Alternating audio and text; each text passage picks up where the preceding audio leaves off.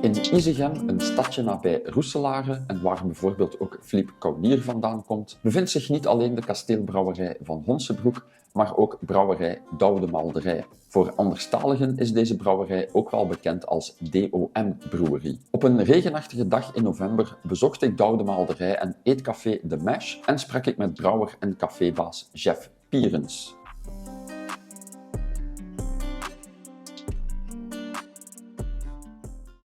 In verschillende brouwerijen ben ik altijd gaan gypsy brewen, tot ik in 2015 eigenlijk verhuisd ben naar dit gebouw waar we nu zijn, in Isegem.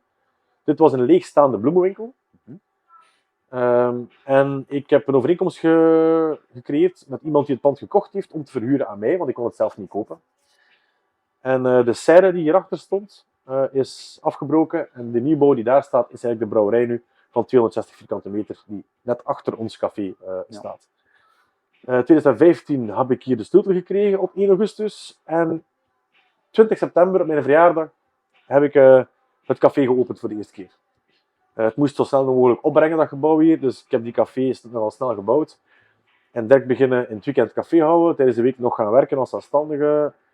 Dat waren drukke periodes en in die periode bouwde ik 's nachts verder aan de brouwerij, want ik heb die ook helemaal zelf moeten bouwen. Tot in ongeveer, weer op mijn verjaardag, dat was september 2016, heb ik de Maiden Brew gemaakt en voor de eerste keer gebrouwen in mijn eigen installatie, volledig alleen, alles zelf.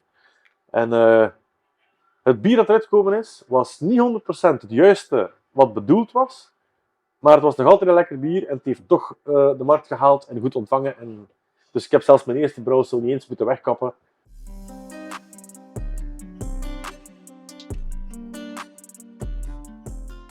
En dan in 1 mei 19 hebben we nog een laatste verandering gedaan. Toen heb ik mijn vriendin Lisbeth leren kennen, eigenlijk op het BXL Festival in Brussel. Zij had een horecazaak op de Oude Markt in Leuven. En dat was een horecazaak waar ze vooral focuste op heel veel verschillende lekkere bieren en lekkere Vlaamse keuken. Zij was op BXL op zoek naar een goede bieren voor haar zaak. En wel, ze is thuisgekomen met een brouwer. Ietsje meer dan waar dat ze op wij hadden nog had. geen swiping nodig om elkaar te vinden. We hebben het nog op een bierfestival gedaan. Ja. Hoe romantisch is dat wel niet? Perfect. En dan is zij verhuisd naar hier. Ik heb hier een keuken gebouwd. En sinds 1 mei 19 zijn wij dus veranderd van café naar eetcafé. Ja. We serveren hier de lekkere Vlaamse klassieke keuken. We doen stoemp met saucissen. Of bangers and mash, zoals de Engelsen het heten. We hebben altijd verschillende stoemp van de week. Hutsepot in de winter. We hebben lekkere vol au vent en chili con carne in de zomer. Op die manier kunnen we heel veel mensen begeesteren hier. Lekker, gezond, vers, niet duur eten. En zelfgebrouwen bier. Plus een leuk interieur.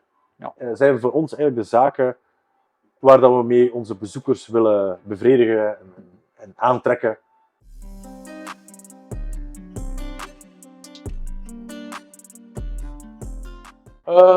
Ja, wel, ik vind een goede brouwerij, dat vond ik vroeger voordat ik brouwde ook al. Een goede brouwerij is een brouwerij die consistent is een vast aanbod. Die dus inderdaad zijn klassieke blonde, bruin en triple moet hebben. Daar consistent kan in brouwen, dat die goed zijn. Die dan ook een keer een seasonal kan maken of de one-off. Zoals ik dat zelf. Dus ik heb mij gespiegeld naar die brouwerij dat ik zo goed vond. Een leuk vast aanbod van 9 bieren heb ik. Daarnaast heb ik one-offs, specials en collaborations dat gemaakt. En dan heb ik ook nog de barrel-aged bieren. Dat allemaal samen zorgt ervoor dat ik mijn creatief ei kwijt kan. Daarmee probeer ik het te doen. Je blijft bezig, je moet ook blijven nieuw bier verkopen. Maar op die manier kan ik me leuk bezighouden en hebben we een mooi breed aanbod. En voor elk één wel iets.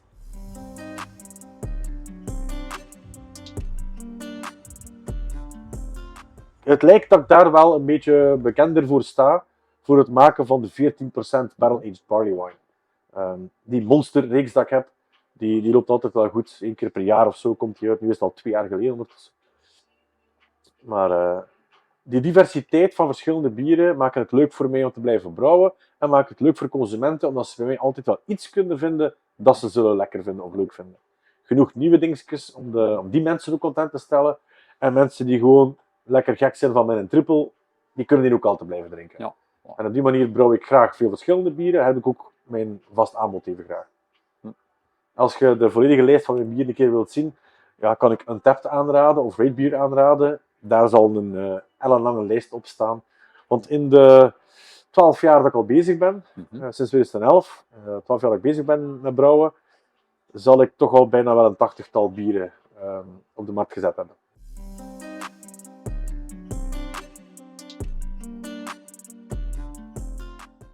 Om een paar namen te noemen, maar ik blijf heel veel respect hebben voor Alvine, die mij echt, Glenn van Alvine heeft me zoveel bijgeleerd, is mentorgewijs eigenlijk, heeft hem heel veel bijgeleerd. De mannen van het verzet zitten hier niet ver af, maar dat zijn supercoole gasten waar ik graag mee samenwerk. Maken ook lekkere bieren met Noek af. Laten zich ook niet zomaar leiden, ze zijn het verzet. Veel nieuwe dingen dat erbij gekomen zijn. Totem, Atrium. Ja, er zijn zoveel leuke brouwerijen. Ik heb zoveel vrienden in deze wereld. Er zijn heel veel toffe brouwerijen. Maar ook klassiekers zoals Gouden Carolus, Sint Bernardus. Die hebben ook heel veel waarde. Ik heb persoonlijke vrienden, zoals Ivan de Baat van De La Seine. Los van het feit dat hij een coole brouwerij heeft en heel lekkere bieren maakt, op persoonlijk vlak zijn we heel goede vrienden, omdat hij verzamelt ook al een brouw.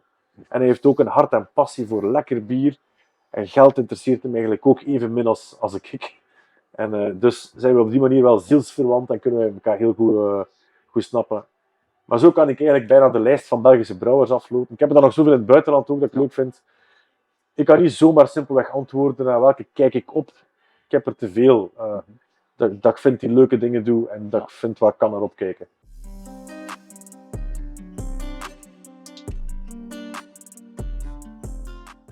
Want bierfestivals, ja, hoe leuk dat ze ook kunnen zijn, ze zijn heel veel werk.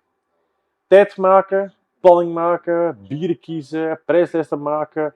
U kan me net laden, een hotel boeken, daar naartoe rijden, daar 2000 keer hetzelfde vertellen. Het blijft ook wel een job. Ik vind het heel leuk om te doen. Je bent niet ergens anders, maar het blijft ook veel werk. En daarom ga ik een beetje selectief om met bierfestivals. Ik ga heus niet overal staan. De lokale zitten een paar leuke tussen. Dat is niet ver, geen hotel nodig, vaak ook maar 1 dag. Is leuk om te doen. En daar kunnen we vaak nog een keer iets aan verdienen ook. Er zijn bierfestivals, ik ga daarvoor geen namen noemen, maar waar je als brouwer eigenlijk niet gerespecteerd wordt. Het is maar doordat er brouwers zijn dat er publiek komt, maar als brouwer moet je standgeld betalen, je moet jetons afgeven en dan krijg je per jeton soms maar 60 of 70 cent, terwijl dan een klant meer of het dubbele betaalt. Dan is het niet... het idee dat ik dan krijg als brouwer, terwijl dat wij daar met onze bier en creativiteit de meerwaarde bieden, vind ik dat heel onrespectvol om daar dan met scraps naar huis te moeten gaan, terwijl dat jij eigenlijk, wij samen met alle brouwers de trekpleister zijn. Betalen om er te staan en dan onderbetaald worden voor bier dat geserveerd.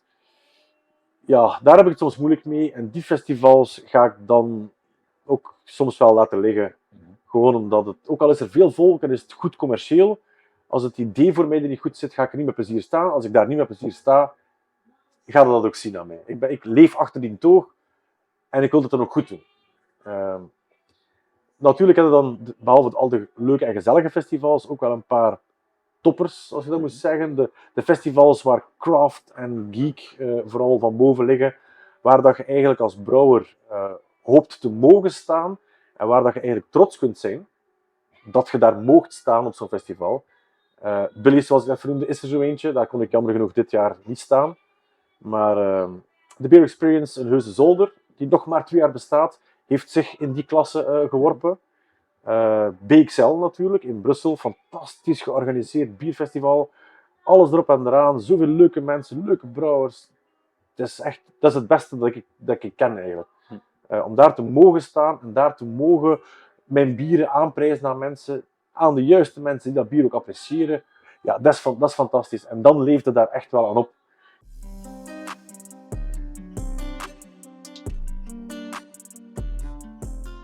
Ik zie die trend ook. Als je een klein beetje de cijfers erbij neemt, je mocht mij corrigeren als ik even eraf ben, maar volgens mij zaten we in het jaar 1900 met ongeveer meer dan 3000 brouwerijen. Ja, elke straathoek bij wijze van Na de spreken. Eerste Oorlog waren daar nog volgens mij een 2000-tal van over. Na de Tweede Oorlog nog een 1000-tal. En dan is dat traag en gestaag naar beneden gezakt. door mensen die het moeilijk hadden, die stopten, ook groteren die heel veel overpakten om de vastgoedcafés te hebben eigenlijk, en zo de brouwerijinstallatie wegdeden. Totdat we eigenlijk op een all-time dieptepunt zaten, volgens mij, eind jaren 70. Ik dacht dat we toen nog met een 70-tal brouwerijen over waren in België. Als je kijkt van meer dan 3000 naar 70, in nog geen 100 jaar, dat pikt. Dat was onze geschiedenis en cultuur dat we kwijt waren. Ja, zeker en vast. Leuk om te zien, met pioniers zoals La Chouffe in 81, Dolle Brouwers in 80, die toen weer begonnen de brouwerijen te bouwen. Dat waren toen de eerste dat er weer een keer bij kwamen. En zo heb ik gezien, dus vanaf de jaren 80 is dat dieptepunt gestopt en is het omhoog beginnen gaan. En het is blijven stijgen, maar wel een beetje in een parabolische curve. Op het einde kwamen er per week wel een brouwerij bij. En we hebben zo gepiekt volgens mij aan 429 of 430 brouwerijen. Ja, zoiets. Vorig kwartaal. En het is nu de eerste keer bij mij weten, in 43 jaar tijd, dat we moeten afklokken met een licht verlies. Ik denk dat er dit kwartaal 425 zijn. Er zijn er inderdaad nog een paar bijgekomen ook, want er zijn er een keer meer gestopt dan er bijgekomen zijn. En misschien kunnen we wel praten, inderdaad. We zagen het misschien ook allemaal een beetje aankomen, want er gingen net te veel brouwerijen te snel open. Er is een overaanbod gecreëerd geweest.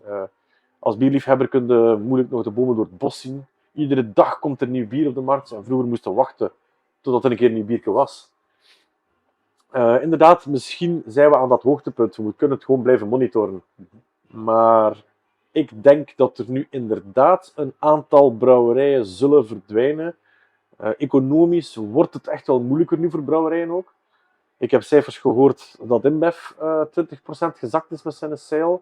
Voor de grootste speler ter wereld. Ja. Als die zakt, gasten, houd u vast aan nummers van 1000.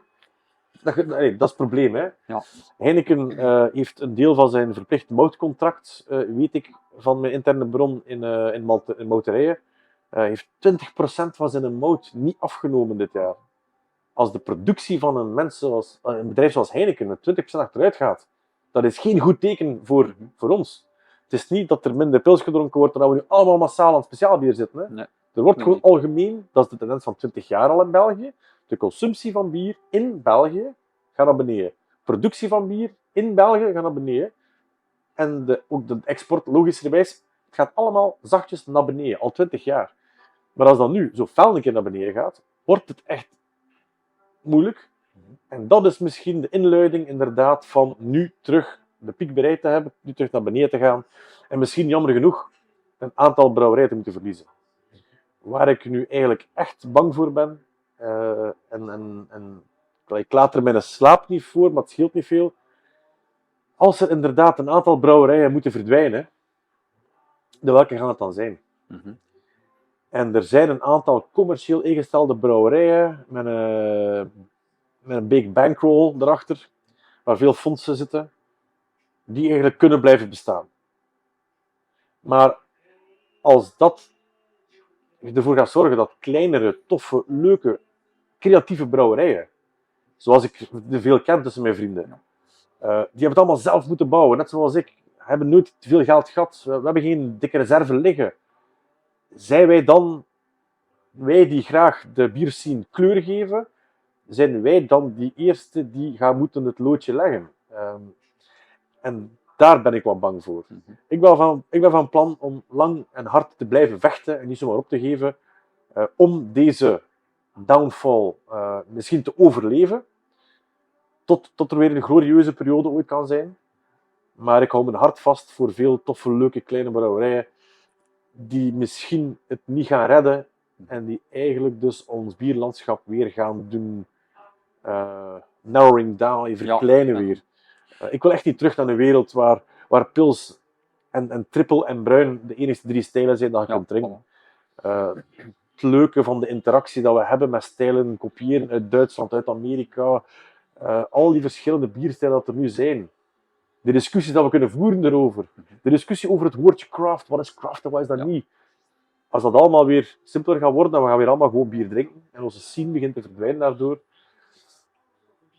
ben nu misschien een beetje heel pessimistisch, maar daar wil ik echt niet terug naartoe.